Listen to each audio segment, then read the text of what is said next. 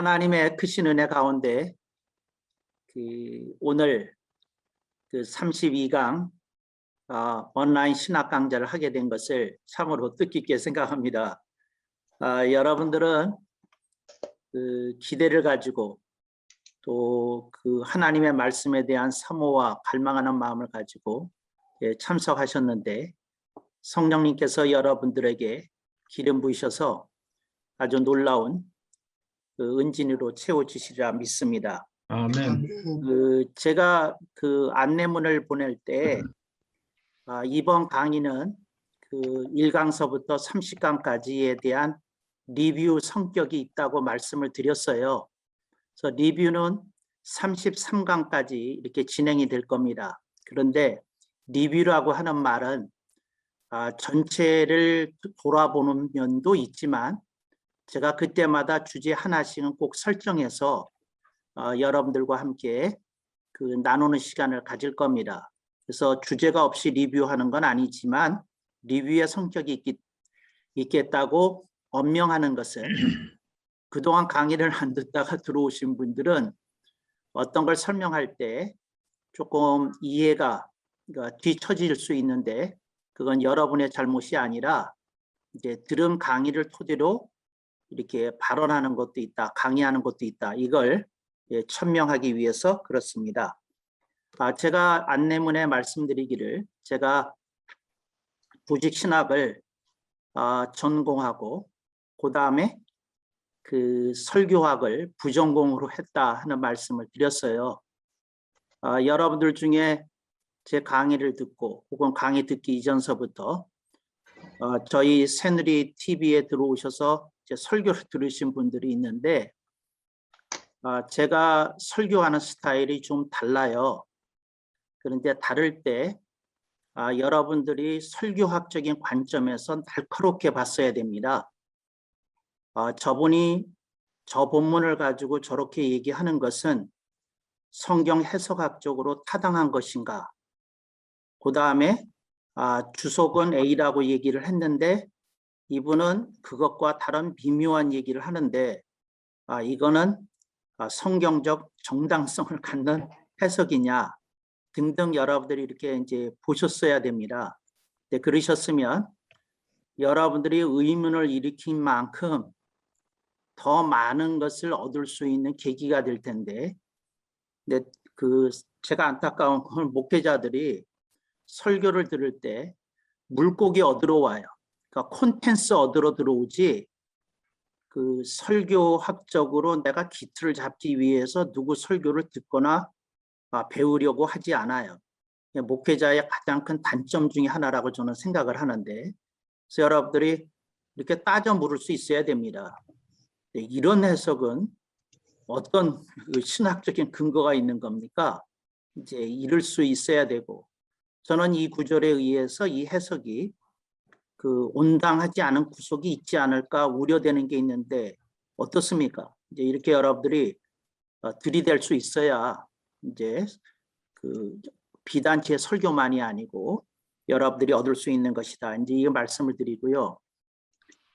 조직신학과 제가 설교학을 전공했다고 그러잖아요. 제가 누가 제게 묻기를 신학에 있어서 가장 중요한 게 뭡니까? 그러니까 질문이 그거예요. 신학에서 가장 중요한 게 뭡니까? 누가 제게 물으면 저는 1초의 망설임도 없이 이 대답을 계속하는데 여러분들은 그걸 놓치고 있는 것 같아요. 뭐냐? 성경 해석 내지 성경 해석학입니다. 그러니까 제일 중요한 게 뭐냐? 성경 해석이에요. 왜냐하면 성경적 전거가 없이는, 성경적 근거가 없이는 신학은 그 순간 붕괴되고 그 자리에 서는 것은 기독교 철학입니다. 이걸 꼭 기억하십시오. 그러니까 어떤 분이 굉장히 위대한 사상을 얘기했어요. 에코페미니즘에 관한. 근데 이것이 성경적 전거가 충실하지 않으면 그분은 신학을 말하고 있는 게 아니에요. 그분은 기독교 계통의 철학을 말하고 있는 것이지요. 그래서 많은 그 설교자들이 그 설교를 하면서 인문학적 책들을 인용합니다. 또 때로는 교양과학서를 인용하기도 합니다. 근데 그들이 그렇게 하는 행위를 통해서 은연중에 성경적 전거를 떠나 인문학적 전거를 되는 과정에서 본인이 순간 이동을 하고 있다. 그러니까 신학에서 철학으로 이동하고 있다는 사실을 본인이 인지하지 못하고 설교하고 있어요. 그러니까 여러분들이 이렇게 하는 거하고 저렇게 하는 거하고 다릅니다. 저는 인문학 강좌를 1년에 몇 차례씩 하는 사람입니다. 그런데 제가 그렇게 할 때에는 전제를 하고 해요. 오늘은 하나님에 대해서, 성경에 대해서, 교회에 대해서 얘기하는 시간이 아닙니다. 저는 오늘 어떤 책을 텍스트로 해서 이것이 뭘 주장하는데 이걸 통해서 우리가 고찰해야 될 바가 무엇인지 말씀드리겠습니다. 네, 제가 그 하나님이나 성경이나 교회에 대해서 언급 안 하더라도 불편해 하시지 말기를 바랍니다. 이건 인문학 강좌니까요 하고 전제하고 얘기합니다. 근데 여러분들은 인문학 강좌도 아닌데 인문학을 끌어들여요. 뭐 그럴 수 있죠. 그렇지만 여러분들이 조심해야 될 건 성경을 해석하는 것이 없이는 신학으로부터 떨어져 나간다. 근데 이걸 여러분들이 이렇게 명확히 인식하고 있지 않으면 당신은 설교를 하면서 강의를 하면서 신학과 철학을 자꾸 오고 가고 그럴 거예요. 근데 이거에 대해서 나중에 신학과 철학을 주제로 또 한번 배울 건데 일단 그걸 전제로 이렇게 말씀을 드립니다.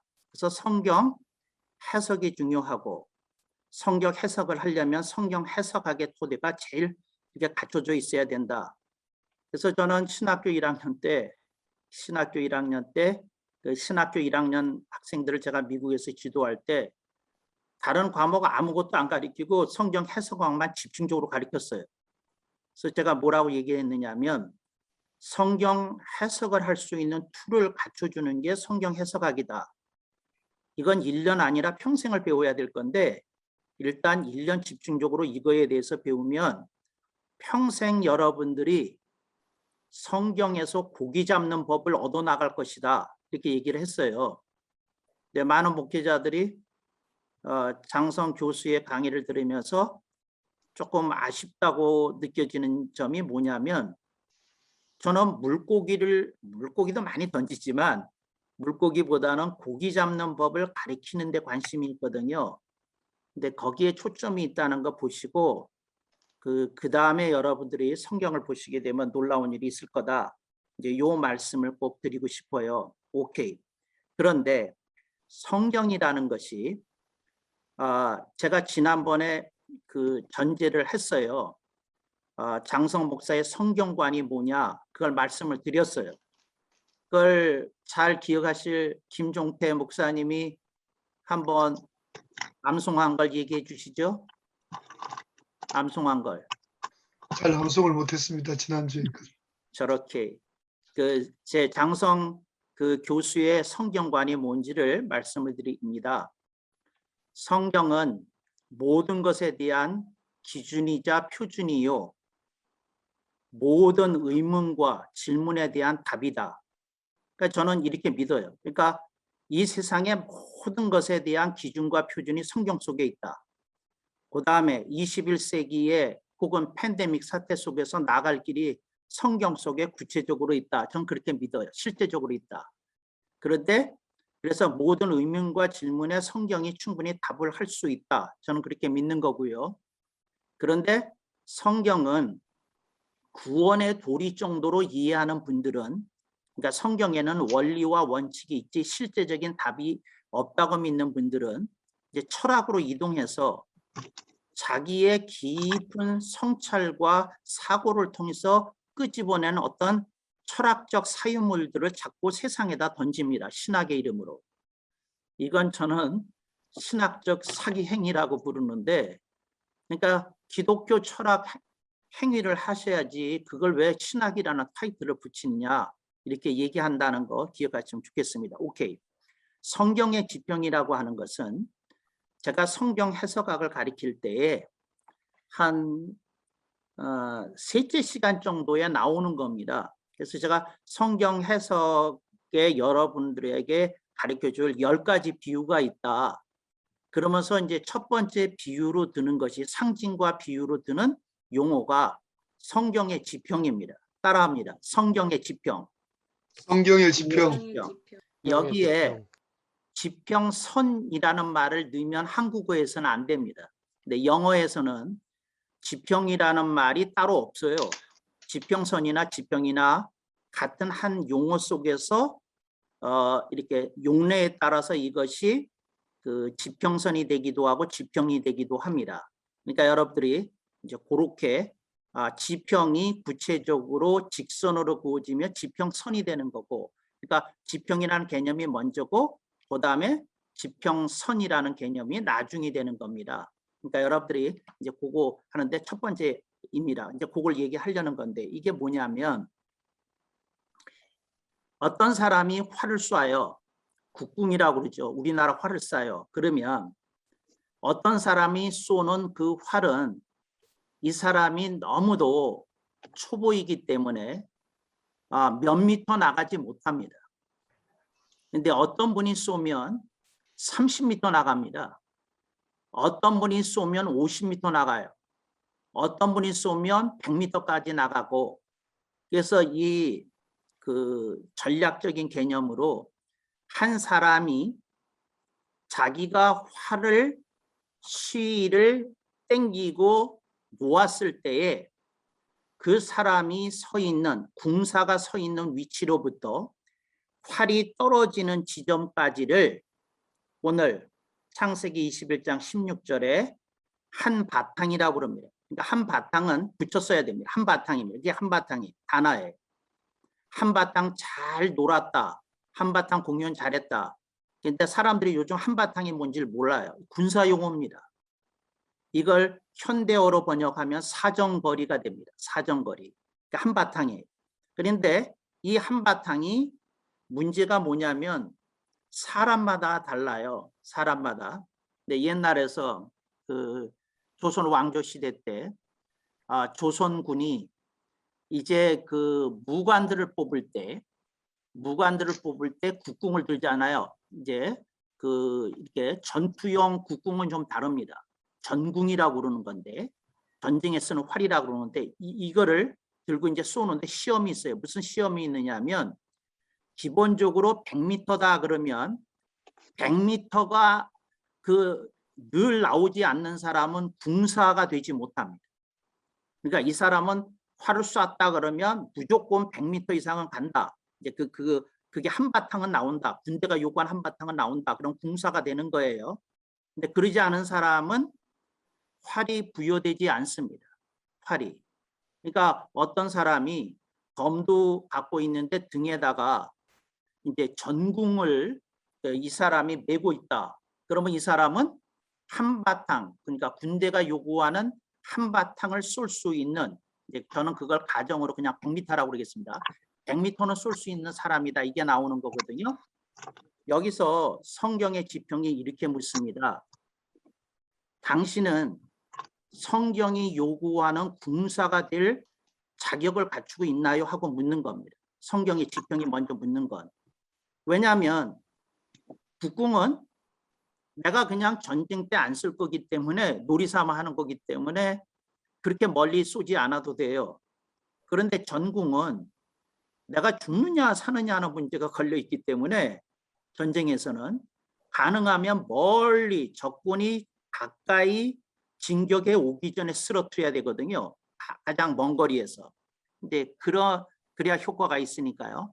근데 그것이 이제 그 오늘 본문을 이제 창세기에서 채택한 이유이고, 제가 여러분에게 묻는 겁니다. 당신은 성경이 요구하는 한바탕을 쏠 수 있는 사람이냐? 이제 그 자격 요건이 있다 그 말이죠. 제가 이렇게 말하는 이유는 뭐냐면, 백인이 설교하면 백인이 각각 다르게 설교해요. 백인, 백색. 그런데 주님이 그 설교를 들으시고 가정입니다. 주님이 그 설교를 들으시고 채점을 하시면 어떤 사람은 90점도 나오고 어떤 사람은 80점 나오고 70점 뭐 어떤 사람은 40점도 나올 수 있잖아요. 예를 들자면. 그래서 그 차이가 있겠다 하는 것을 먼저 살피도록 요구하는 게 성경의 지평입니다. 자, 당신은 그 성경이 요구하는 군사의 실력이 되냐 먼저 묻는 겁니다. 오케이. 근데 여기서 한 가지 전제하고 넘어가야 되겠어요. 성경의 지평이 그 성경 해석학의 용어라고 제가 말씀드렸어요. 그런데 이걸 잘 들으십시오. 이렇게 설명하는 사람은 전 세계에 장성 교수밖에 없어요. 그러니까 여러분들이 다른 책 아무리 뒤져서 성경 지평이라는 용어를 만나도 이렇게 설명하는 사람은 없어요. 그러니까 여러분들이 용어는 그 설교학 용어가 맞지만 성경 해석학 용어이기도 합니다. 맞지만 그 이렇게 설명하는 건 다른 분은 이렇게 설명 안 한다. 이걸 이제 기억하고 여러분들이 들어주시면 도움이 됩니다. 그러니까 여러분들은 굉장히 그 성경 해석학에 있어서 혹은 설교학에 있어서 독창적인 어떤 설명을 듣고 있는 거예요. 근데 오케이. 근데 여러분들이 내가 그 자격이 되느냐? 근데 점수가 주님이 채점을 매기면 각각 다르게 나올 수 있겠다. 이제 이렇게 되잖아요. 이렇게 생각이 열려진 사람은 첫 번째 질문이 나오게 됩니다. 그 질문이 뭐냐면 이런 질문입니다. 이런 질문 뭐냐면 가장 이상적인 설교는 어떤 설교입니까? 그러니까 주님께 100점을 맞을 수 있는 설교는 어떤 설교입니까? 하는 게 궁금해집니다. 뭘 배운 사람은? 성경의 지평을 배운 사람은 이게 궁금해집니다. 근데 여러분들은 성경의 지평이라는 개념을 숙지하지 않고 설교학 시간을 지나갔을 거예요. 그렇기 때문에 여러분들은 설교에 100점, 만점 개념이 있다는 것 자체를 모를 거고 여러분들은 설교라고 하는 것은 각자 자기 수준에 맞춰서 자기 사역에 맞춰서 그냥 정성껏 준비해서 성령님 도우심을 받아가면서 전하면 되는 것 정도로 정리돼 있을 거예요. 근데 그런 게 어디 있어요? 백인이 백색인데 점수가 있겠지. 물론 그 평가는 주님이 하시는 거지만 설교학에서도 점수 평가하거든요. 근데 어떤 근거에 의해서 근데 여러분들이 그런 걸 이렇게 되새기 본 일이 있느냐는 거죠. 그러니까 예를 들자면 내 설교를 주님이 들으시면 도대체 주님이 어떻게 평가하실까 하는 정도의 의문은 걸려야 되거든요. 근데 맨날 하나님의 은혜로 좀 뻔뻔하게 그냥 자부하면서 그냥 설교나 냈다 하는데 그건 이제 여러분들이 천국에 가면 여러분들이 점검받을 부분 중에 하나예요. 이 천국에 가면 여러분들이 놀랄 일이 많이 있습니다. 근데 그 중에 하나가 여러분들이 예수님 말씀과 다르게 설교한 부분에 대해서 천사의 질책이 있어요. 예수님 말씀과 다르게 그렇게 가르친 거에 대해서. 그러니까 여러분들이 이제 그 책임 잘 지시려면 성경의 지평이 뭔지를 알아야 된다는 거죠. 오케이. 요게 이제 그 설교의 지평의 첫 번째 설명입니다. 두 번째 설명으로 들어가겠습니다. 그 성경의 지평에서 어떤 게 있느냐면 여러분이 성경을 읽었어요. 성경을 읽어가지고 설교 준비를 하고 설교를 했어요. 어떤 본문에 대해서. 그랬는데 여러분들이 다른 교회에서 이렇게 비슷한 주제로 설교해 달라고 그러는 요청이 와서 다른 교회라 신경이 쓰여서 특별히 기도하고 더 준비를 했더니 옛날에 보이지 않던 어떤 것이 보인 거예요. 옛날에 보이지 않던 것이 보였어. 그래가지고 자기가 설교를 하고 났는데 굉장히 뿌듯해. 왜 뿌듯하냐면 지난 것보다 더 잘한 것 같아. 본인 생각에. 그래요. 그게 성경의 지평이에요. 그게 뭐냐면 본인이 어느 날 그전에는 안 보였던 그 본문에 어떤 것이 보였다. 이제 그게 뭐라고요? 이제 본인이 체험한 성경의 지평인 거죠. 그 지평이 열렸어요. 조금 더. 그런데 이제 자 보세요. 어떤 본문에 대해서 얘기하는 겁니다.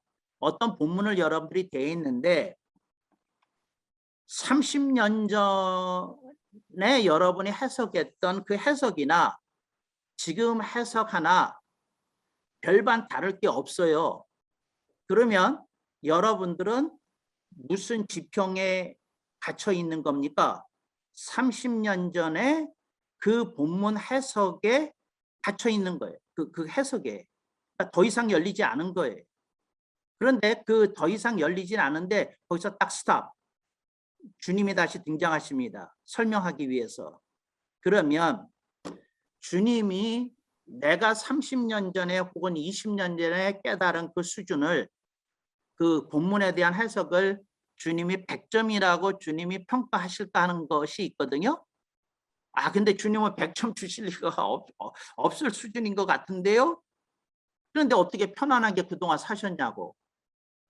주님이 100점을 주시지 않을 것 같은데 그러면 내가 놓치고 있는 그게 내가 한 70점 받을 것 같다면 30점 놓치고 있는 부분이 도대체 뭐야?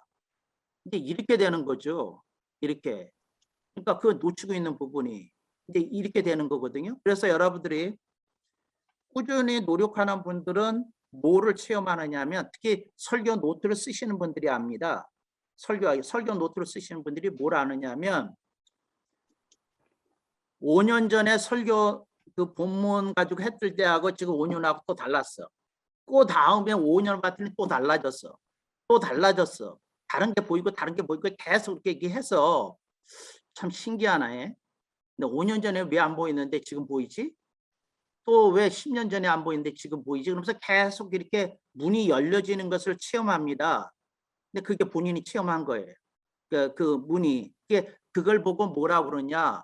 설교학 혹은 성경 해석학에서 그 본문에 대한 성경의 지평이 넓혀졌다 이렇게 얘기하는 겁니다. 그러니까 넓혀진 거예요. 계속 넓혀진 거예요. 그런데 이게 이제 문제는 이게 뭐냐면 그게 끝이 맞느냐는 겁니다. 여러분들이 어떤 본문을 연구하고 더 이상 연구할 필요를 느끼지 않아요. 그럼 거기 멈춘 거거든요. 그러면 그 여러분들이 끝에 도달한 거예요. 여러분이 생각하는 끝에 도달한 거예요. 제가 묻겠습니다. 그 끝이 주님이 보시는 끝일까요? 이게 이제 성경의 지평이 여러분에게 질문을 던지는 겁니다. 이게 끝이 맞을까? 이제 끊임없이 이게 생각을 하는 거예요. 제가 한번 말씀을 드렸죠. 미국 교회에서 이렇게 또 다른 나사렛 교단에 있는 어떤 목회자가 소모임을 불러서 거기 가서도 이렇게 이제 증거를 했는데 제가 나이도 어리고 그다음에 이렇게 코리안이어서 그랬는지는 모르지만 뭐 크루세이드 같은 데는 안 부르고 작은 미팅, 그러니까 그 교회에서 사역자라고 부를 만한 사람들이 한 20명 정도 모인 미팅에 가서 가끔씩 설교를 했어요. 근데 강론을 했어요. 근데 그때 강의를 내가 뭔가를 했는데 그 목사도 당장 그러더라고요. 뭐냐면 It's not in the book. 내가 책을 꽤 읽는 사람인데 이건 책에서 나온 게 아니다. 그런데 It is correct. 이건 맞다. Where and how did you get it? 이거 어디서 온 거냐? 이거 어떻게 그렇게 문이 열렸냐? 성경의 지평이 열렸냐 하고 묻더라고요. 근데 제가 미국에 살면서요. 한국 목회자들로부터 한 번도 그런 얘기 들어본 일이 없어요. 그런 성경의 지평은 어떤 책을 봐야 됩니까? 어떻게 그런 깨달음에 가셨습니까? 하는 질문을 받은 일이 없어요. 그러니까 여기 계시는 분들 가운데 새누리 TV에 와서 설교를 계속 들으시면서 저 중독된 것 같아요 하는 분들이 계세요. 근데 그 중독되는 게 중요한 게 아니라 그걸 물어야 되거든요. Where and how did you get it? 이렇게 물을 수 있어야 되거든요. 그런데 그런 질문이 안 나온다는 것 자체가 성경 지평이에요. 그래서 그 사람이 그 얘기를 하는 거예요. 그러면서 자기가 한번 let me guess. 내가 추측을 한번 해볼 테니까 이게 맞는지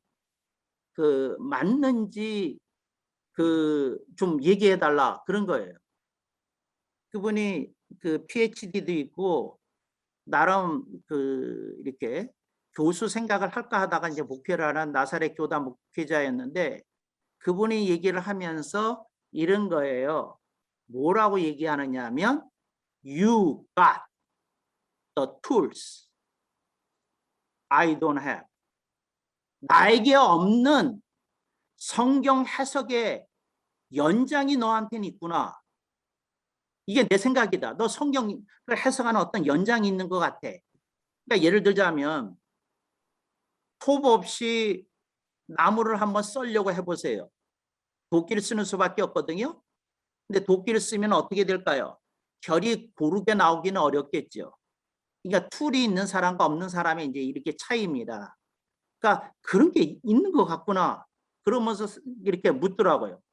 그래서 제가 이제 웃음으로 대답을 한 일이 있는데 왜? 그 사람한테 그 시간에 제가 갖고 있는 연장에 대해서 이렇게 썰을 풀 수는 없잖아요. 그 사람이 내 제자도 아니고 나한테 배우겠다고 요청한 것도 아닌데 그냥 웃으면서 maybe 그럴지도 모른다 이렇게 대답했던 적이 있어요. 그러니까 여러분들이 여러분이 갖고 있는 성경 그 해석의 툴에 대해서 연장에 대해서 여러분들이 좀 생각해 보아야 되고 그 다음에 여러분들이 또 생각해 봐야 될 거는 뭐냐면 여러분들이 성경을 해석하는 프로세스에 대해서도 생각을 해봐야 돼요. 그러니까 여러분들이 성경 해석할 때 어떤 프로세스를 거치는지 그러니까 제일 먼저 하는 일이 성경을 10번을 읽는다. 일주일 내내 읽는다. 오케이. 넘버 2. 내가 애용하는 주석 2가지를 참고한다. 뭐 이런 프로세스가 있거든요. 사람마다. 근데 여러분들이 어떤 프로세스가 있는지 좀 생각해 보실 수 있었으면 좋겠어요. 오케이. 성경의 지평에 대해서 이렇게 윤희의 목사님이 가끔씩 제 그 강의를 듣고 한번 배운 다음에 써먹는 용어가 있어요. 그 4가지 용어 빨리 말해 보세요. 저렇게 알다가도 뭐 이렇게 안 하세요? 그 음소거하고 얘기하셔도 돼요. 4가지 가끔씩 그 본인이 쓰는 댓글에 꼭 올라와. 뭐예요? 지혜, 명철, 지식, 학식이에요. 뭐라고요? 지혜, 명철, 학식, 지식. 지혜, 명철, 학식, 지식이에요. 그런데 자, 여러분들이 이게 잘 들으세요. 성경의 지평을 열 수 있는 4가지 툴이 있어요. 그 연장을 지금 저는 여러분들한테 그냥 거저 주는 거예요. 오늘 또 1억이 입금되게 생겼는데 기뻐하는 얼굴이 아닌 사람들은 도대체 뭐예요? 근데 그게 뭐냐면 첫 번째 지혜, 2번째 명철, 3번째 학식, 4번째 지식이에요. 그러니까 무슨 말이냐면 지혜가 1등급이에요. 명철이 2등급, 학식이 3등급, 4등급이 지식이에요. 제가 여러분한테 얘기하는데 지식이 없이는 성경의 지평이 안 열려요. 지식이 없이는. 그러니까 지식이 없이는 안 열려요. 아멘하기 싫죠? 아멘. 이건 공부를 좀 해야 되고 책 많이 읽어야 된다는 소리니까 딱 알아듣고 난 그거 하기 싫은데 그래요. 제가요 제일 듣기 거북한 말이 있어요. 그게 뭐냐면 어떤 분이 자기가 하루에 2-3시간씩 기도한대. 그래서 내가 물었어요. 하루에 공부는 몇 시간 하십니까? 내가 물었어. 근데 기도만 한대. 공부는 따로 안 한대. 근데 성경의 지평이 열릴 리가 있나? 여러분, 지식이 없으면 성경의 지평은 안 열려. 지식이 없이는 미안해요. 안 열려. 책을 안 읽어. 글쎄 미안해. 안 열려. 기도 100만 번 해도 성경 지평 제대로 잘 안 열려. 지식이 4등급이야. 지식이 4등급. 지식이 4등급. 그랬더니 누가 또 묻는 거예요. 목사님 5등급도 있나요? 5등급 있어. 여러분이 가장 좋아하는 등급이야. 뭘까요? 5등급. 5등급. 여러분이 가장 좋아하는 등급이야. 뭘까요? 뭐냐면 경험이야. 목사들이요. 목사 된 지 10년만 지나면 경험 가지고 설교해. 경험 가지고. 경험 가지고 설교해. 무시간 설교해. 무시간지도 모르고. 경험 가지고 얘기해. 선교사들도요. 보국에 초청받아서 나와서 그 강론한 거 들으면 경험 가지고 얘기해. 경험 가지고. 그러니까 선교지에서 무슨 일이 있었다, 무슨 체험했다, 그 썰 다 풀고 있어. 근데 이분이 공부하는 사람이구나. 그럼에도 불구하고 이분이 성령님께서 성경에 어떤 인사이트를 열어주시는 분이구나 하는 감동은 안 일어나는 거야. 내 선교사들 강의 귀 깊게 들어요. 듣는데 그 감동 없어. 없어. 어떤 선교사님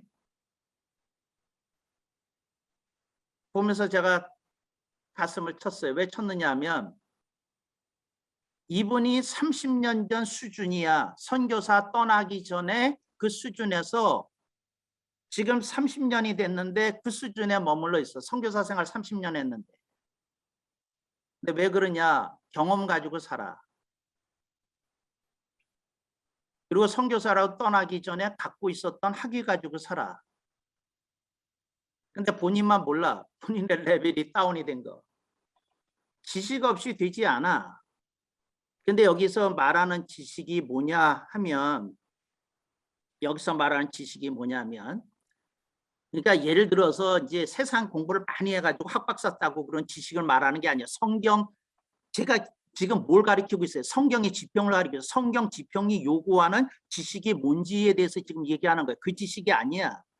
성경의 지평이 요구하는 지식은 뭐냐면 이슈가 문제가 터졌을 때에 성경 구절이 떠올려지는 지식을 말해.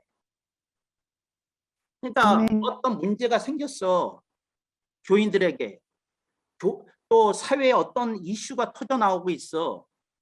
그런데 지식이 있는 사람은 이 수많은 성경 구절들이 떠올라져서 이것들을 좀 내가 들여다보면서 이거를 지금 벌어지고 있는 이 상황, 우리 교회의 상황이나 사회 상황에 대해서 내가 좀 정리를 해야 되겠다고 떠올려지는 게 있어.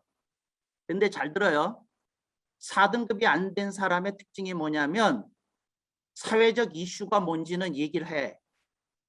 그러니까 예를 들자면 우리나라의 빈부격차가 문제입니다. 우리나라의 동서 갈등이 문제입니다. 이념 갈등이 문제입니다. 얘기는 잘해. 그런데 떠오르는 성경 구절은 없어. 내가 조직신학 시험을 치르면 이렇게 치르거든요.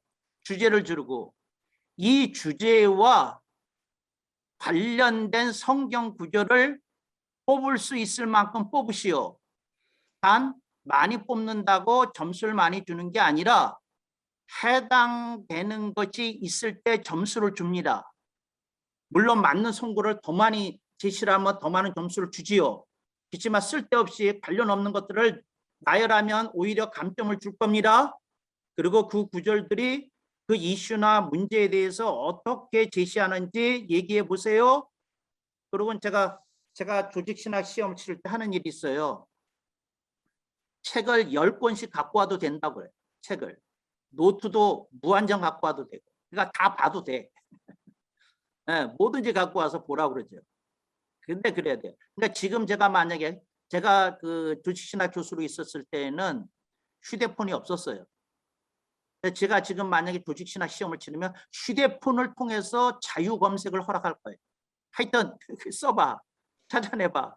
이거 저거 해봐. 그럴 거예요. 근데 하여튼 중요한 건 뭐라고요? 그 지식이 있느냐 하는 거예요. 오케이. 3등급 학식이에요. 학식이라는 건 뭐냐면 떠올렸던 그것을 가지고 체계적으로 정리된 게 학식이야. 지식은 떠올라졌어. 성경 구절들이. 학식은 그것이 체계적으로 이 구절이 더 중요한 구절이다. 이건 덜 중요한 구절이다. 이건 아주 조금 떨어지는 구절이다. 그러면서 체계를 딱 세워서 그걸 종합해서 어떤 걸 제시할 수 있어요. 그런 게 학식이에요. 성경의 지평은 지식과 학식 없이 일어나지 않아. 일어나지 않아. 아, 이거 어떻게 하면 좋나? 공부하기 싫어하는 사람들. 아, 어떻게 하면 좋나? 내가 재밌는 얘기 하나 할게요. 이 재밌는 얘기인가 슬픈 얘기인가? 웃자고 하는 것도 있으니까 그랬어요. 뭐냐면 천국은요, 무식한 사람들이 적응하기 굉장히 어려운 세상이야. 무식한 사람이 천국에 가서요, 적응하기가 어려워. 정말 이래니까.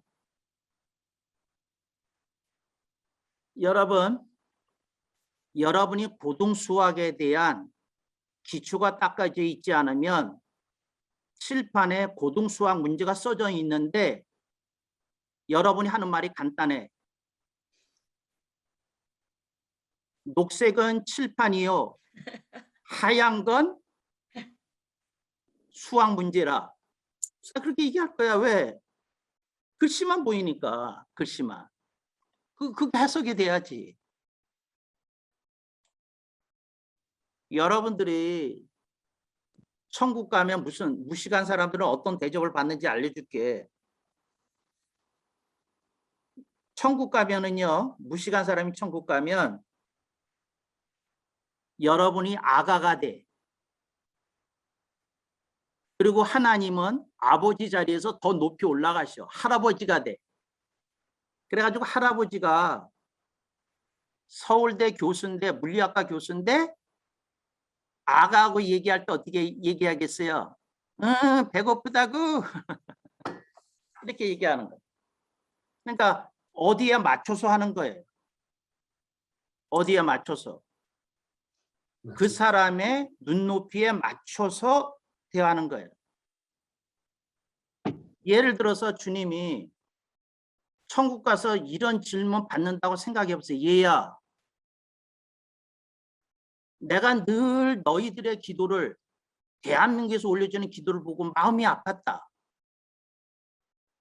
근데 너희들이 겪고 있는 이념 갈등이라는 주제에 대해서 네가 한 기도를 내가 면밀히 들여다봤는데 내가 어떻게 해주면 좋겠다는 구체적인 얘기가 하나도 없더구나. 너는 맨날 결론만 얘기하지. 이제 네가 천국에 왔으니 네가 영원토록 나와 함께 할 건데 Let's talk about ideology of ROK 하고 주님이 말씀하시면 이념에 대해서 내가 너랑 한번 대한민국의 상황에 대해서 토론해보자 그러면 지식이 있어 학식이 있어 무슨 얘기를 해. 주님 저는 아무것도 모릅니다. 주님이 알았다. 나는 너한테 그냥 할아버지 하마. 그러고 주님이 할아버지도 아가한테 눈높이 맞춰서 얘기할 수밖에 없을 거예요. 이런 답답한 노릇이 있나. 여러분들이 그 생각해야 돼요. 그 다음에 이제 명철이 있어요. 명철이라는 건 뭐냐면 솔루션을 제시하는 거예요. 솔루션을. 내가 묻겠어요. 변호사한테 상담하러 갔어요. 우리는 이 소송에 대해서 이런 전략으로 임해야 승리할 가능성이 더 높을 것 같습니다. 변호사가 그렇게 얘기하던가요? 그렇지 않은 변호사가 나도 모르겠는데요 하던가요? 변호사라면 솔루션을 제시해야 돼. 아멘을 안 해. 돈 주고 그 사람 고용했는데 그 사람이 그 얘기해야지. 아멘. 오케이. 그런데 하나님이 여러분을 목사로 선교사로 세운 것은 여러분 사역지에 솔루션을 제시하라고 한 거야. 사회에 문제가 있는데 목사님 이 사회를 어찌할까요? 나도 몰라요. 아니 교인들이 그런 목사를 왜 고용해야 돼? 아니 그 각 민족들이 그런 선교사를 왜 고용해야 돼? 고용이란 단어에 투집잡지 말고 어떤 맥락을 비유로 설명하는 거니까 그것만 좀 이해하시면 돼요. 그러니까 솔루션을 제기해야 뭐예요? 명철이야. 솔루션을. 오케이. 지혜 등급으로 올라가겠어. 지혜 등급은 뭐냐면 주님이 요구하시는 화평까지 이루는 거야. 주님이 요구하시는 화평까지도 이루는 거야. 그게 지혜야. 여러분, 대한민국이 지금 마음먹고요. 여의 땅하고 북한을 치면은요. 일주일 이내에 북한 다 점령할 수 있어요. 한국군의 실력으로. 여의 땅 하면. 여러분, 내 말이 의심스러우면 여러분이 알고 있는 현역 군 장성 중에 별 하나 이상 된 사람 아무나 알면 은밀히 물어봐요. 비밀을 말하는 게 아니라 가정법으로. 어떤 장성 교수님이라는 분이 한국군이 미군의 도움 없이도 딱 맘먹고 죽기 살기로 땅 하고 북한을 치면 일주일 내에 함락이 된다고 그러던데 어떻습니까? 그분은 이렇게 얘기할지도 몰라요. 일주일까지 갈까요? 3일이면 평양 함락이 될 텐데. 정말이에요. 대한민국 7군단한테 물어보면 7군단의 목표가 뭐냐면 반나절 안에 평양 입성하는 게 목표야. 7군단은. 반나절 안에. 반나절이 무슨 뜻인지 또 모르죠. 12시간 안에. 공격 개시! 12시간 안에 평양 점령하는 게 목표예요. 7군단은. 그런데 이제 예를 들어 근데 그런 건 할 수 있다 그 말이야. 그런데 전쟁을 통해서 북한 땅을 수복하는 건 가능하지만 북한에 있는 우리 동포들의 마음까지 얻을 수 있겠냐고. 그건 명철 차원에서 하는 얘기야. 지혜는 달라. 사람을 살리고 사람을 보듬고 사람을 새롭게 하고 여기까지 가야 돼. 여기까지. 그게 이제 1등급이야. 이제 이 네 가지 등급을 얘기해 줬어요. 아니 5등급까지 얘기해 줬네. 이게 경험 가지고 얘기를 하는 거. 그래서 이게 이 풀이 없이는 뭐가 이루어지지 않는 거예요. 성경의 지평이 넓혀지지 않아. 아, 이걸 어떻게 하면 좋냐고. 제가요, 절대로 그 비판을 위해서 하는 말이 아니라는 걸 이해하시고 좀 들어주세요. 조용기 목사님이 말년에 4차원 영성을 가르치셨어요. 그러면서 4차원 영성을 내내 힘차게 외치셨어요. 제가 조금 안타까운 마음이 있었어요.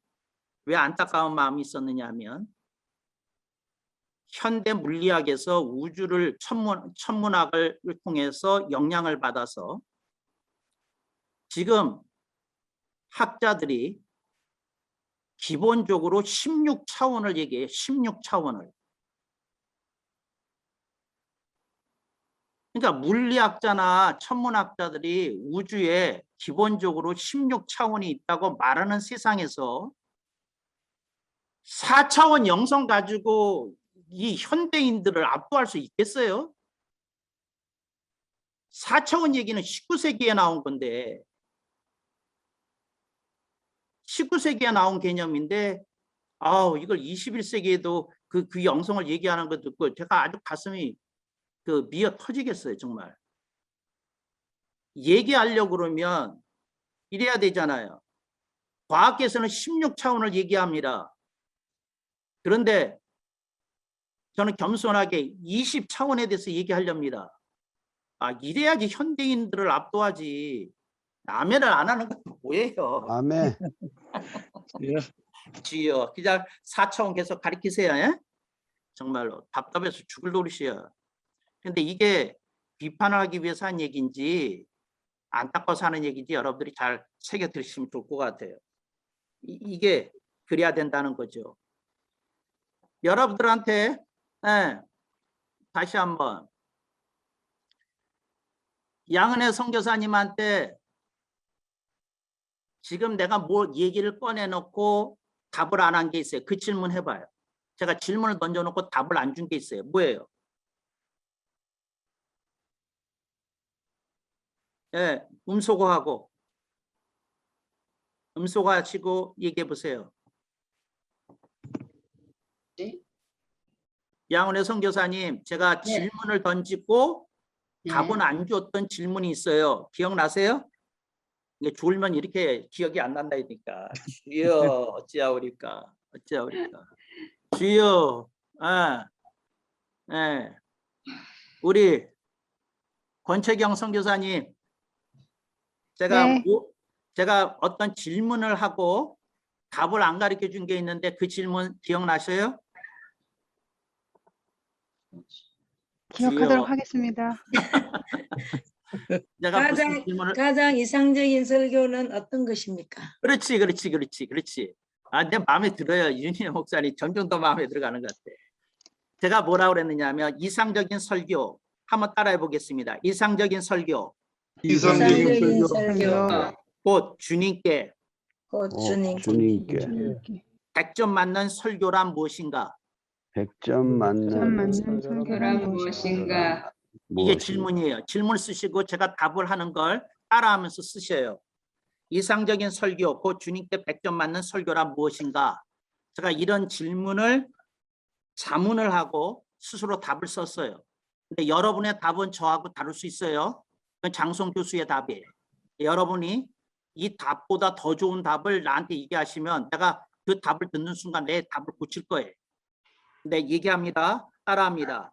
이상적인 설교, 이상적인 설교.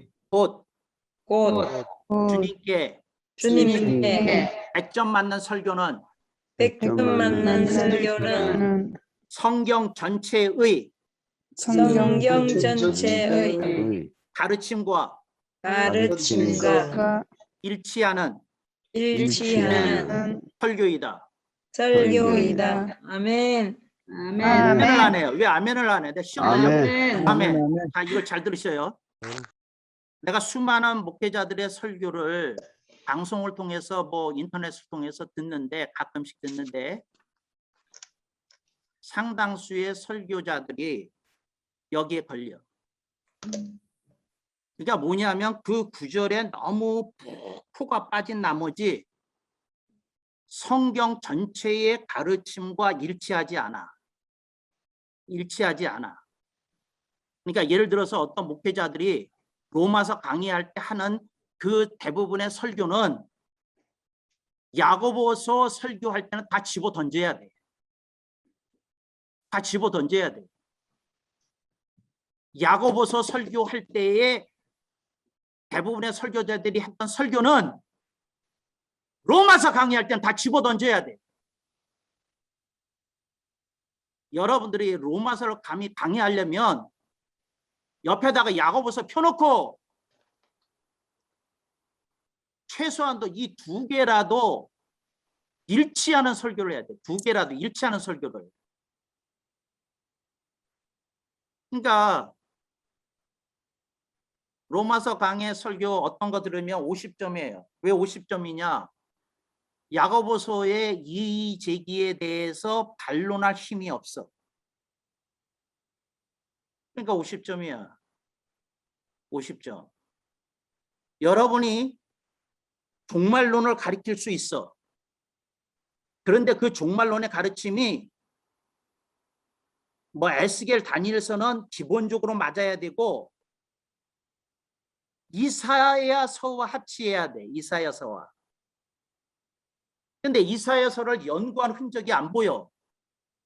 근데 그게 어떻게 건전하고 정상적인 종말론일 수가 있어. 그게. 이사야서의 반이 종말론인데. 여러분들이 정신 바짝 차리지 않으면 그거 안 되는 이유가 그런 게 있어요. 그러니까 성경 전체. 그러니까 그런데 이거 봐요. 성경을 기본적으로 공부를 안 했어. 그런데 예를 들어서 그 공부 안 된 사람의 특징이 뭐냐면 어떤 구조를 가지고 설교하려고 그러는데 그 설교 그 본문에 대해서 대드는 다른 구절들이 떠올려지지 않는다는 거지. 그 다른 구절들이. 그러면 그거 고민하게 되거든요. 야, 이건 공부를 좀 하고 연구를 하고 설교해야 될 것이구나. 아, 예수님이요 2가지 말씀하신 거 기억하셔요? 검을 사용하는 자는 검으로 망한대. 근데 예수님이 순환주간 시작하기 전에 제자들에게 검을 사라고 그러셨어요. 검을 사라고. 베드로가 말고의 귀를 베었던 검은 그 검이야. 다른 제자들은 예수님의 말씀을 한참게 들었어. 근데 베드로는 그 말을 곧이곧대로 듣고 가서 검을 샀다니까. 내가 베드로를 좋아해. 베드로를 좋아해. 그러니까 가서 검을 샀어. 근데 다른 사람들은 검을 안 샀어. 근데 그게 이렇게 생각한 거예요. 베드로가 이렇게 해서 하면 성경에 또 지평의 문이 열릴 거예요. 그게 뭐냐면 성경의 지평의 문이 뭐냐면 예수님이 체포당하는 그 순간을 보고 베드로 깨달은 거야. 아하, 이때 사용하라고 검을 준비케 하셨구나. 지요, 지요, 지요. 그래서 검을 뽑은 거야. 근데 여러분들이 설교하는 것처럼 베드로가 혈기방장한 사람이어서 검을 뽑은 게 아니야. 성경대로 살려고 검을 뽑았지. 여러분은 혈기로 검을 뽑을 거야. 아멘 안 하지 또. 성경대로 살고 싶어서 검을 뽑았다니까. 나는요. 검을 준비하는 제자들이 얄미워. 아니 스승이 사라는데 사야지. 사야지. 준비해야지. 준비해야지. 예. 베드로가 궁시렁 걸렸다는 거 아니에요. 베드로가 궁시렁 걸렸다는. 그냥 체포당할 거면 왜 검을 준비하라 하셨습니까? 그랬다는 거예요. 말이 맞잖아. 이런 사람이 하나님이 들어쓰시는 사람이에요. 대부분의 목회자들이 오케이주의자야. 이래도 오케이, 저래도 오케이. 가만히 있어도 오케이. 어쩌자는 거야. 어쩌자는 거야. 어쩌자는 거야. 어쩌자는 거야. 이 오케이주의자들, 이 대충주의자들 이걸 어떻게 하면 좋아? 정말이에요. 제대로 알아듣고 검을 사야지. 그럼 베드로는 고민하는 거야. 그럼 검의 의미가 뭐야? 이렇게 되는 거지. 이게 성경 전체하고 씨름하는 사람에게 일어나는 현상이에요. 근데 성경 자체가 기억이 안 나니까 상충이 안 일어나. 상충이 안 일어나. 성경이요. 그냥 표면만 보면 굉장히 모순 덩어리 책이에요. 무슨 덩어리 책이에요. 무슨 덩어리. 표면만 보면 그렇잖아요. 검을 살할 때는 언제고 검을 사용하는 자는 망한다는 거 무슨 뜻이야. 근데 하여튼 이제 그거거든요. 예.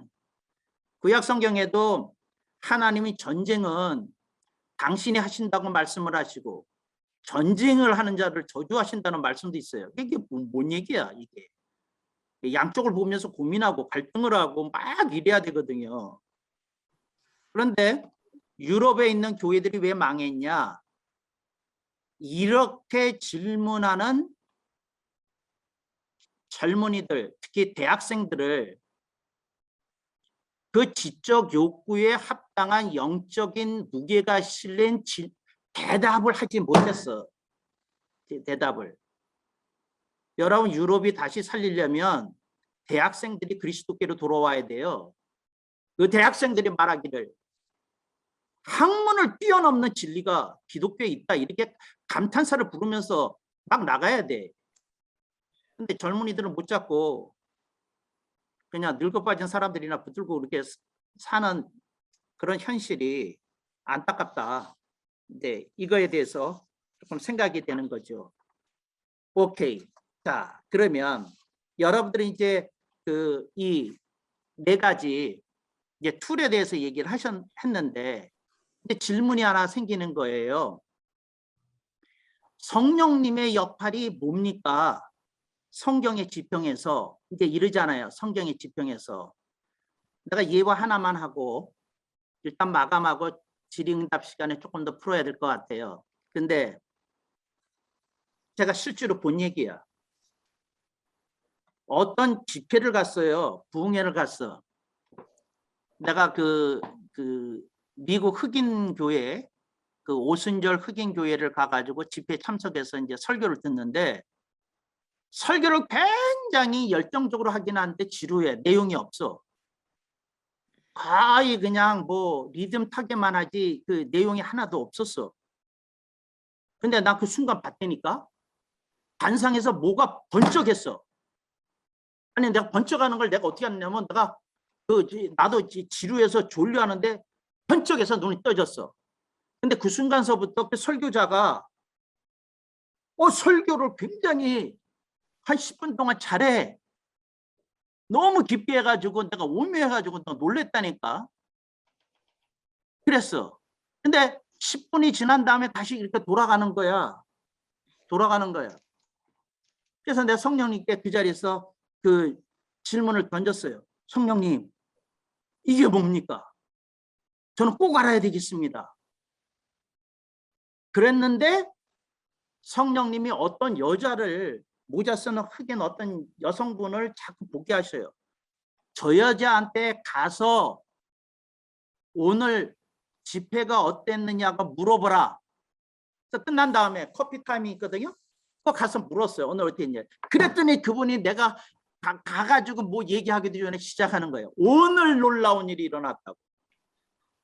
내가 사실은 어떠한 심령이 꼭 주님이 말씀해 줘야 되는 자매가 있어서 그 자매를 데리고 내가 오늘 집회에 왔는데 전혀 그 자매에게 도움이 되는 설교를 안 해서 자기가 설교 중에 기도를 했다는 거야. 성령님, 이 설교 가지고는 오늘 내가 억지로 붙잡아온 이 자매 살릴 수가 없습니다. 이 자매를 살리기 위해서는 성령님이 대신이라도 말씀해 주셔야 됩니다. 하는데 강단에서 불꽃이 튀더니 이분도 봤어. 불꽃이 튀더니 10분 동안 그 자매가 들어야 될 얘기를 주요. 그래서 내가 알았어. 그 목회자를 10분 동안 누가 쓰신 거야? 성령님이. 그런데 10분이 딱 끝나니까 안 했어. 그 뒤로 이어지지 않았어. 왜 안 이어졌을까요? 그 회중 가운데 그렇게 간절한 기도를 하는 사람이 한 명밖에 없었다는 거지. 한 명밖에.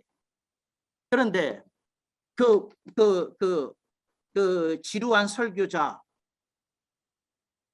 본인은 몰라. 무슨 일이 일어났는지 본인은 몰라. 근데 그 사람이 깨어있는 사람이었으면 이랬을 거야. Something has happened. What is this? 이게 뭐지? For 10 minutes. I wasn't I. 나는 내가 아니었어. Something was happening beyond me. 나를 뛰어넘어서 뭔가가 일어나고 있었어. I've got to repent. 나 회개하고 I have to get the answer. 나도 이게 뭔지 대답을 찾아야 되겠다. 이런 소리가 나와야 정상이거든. 이런 소리가 나와야. 근데 그 사람 아무것도 모르는 것 같았어. 그리고 그냥 한 생명 살린 설교 그렇게 한 거로 끝났어. 여러분이 가끔씩 축구 용어로 이런 말이 있어요. 축구 못하는 사람이 가끔 축구를 했어. 근데 어느 날 이 사람이 결정적인 순간에 한 골 넣었어. 이걸 뭐라고 그러는지 아시죠? 축구 용어로. 개발에 땀 난다고 그래. 여러분이 강단에서 개발에 땀 날 때가 있어. Not because of you. 당신 때문에 벌어진 일이 아니야. Someone has prayed. 누가 기도했어. 누가 기도했어. 근데 그걸 언제까지나 그 개발에 땀나는 거를 자랑하면서 살 거야. 성경이 지평을 열려야지.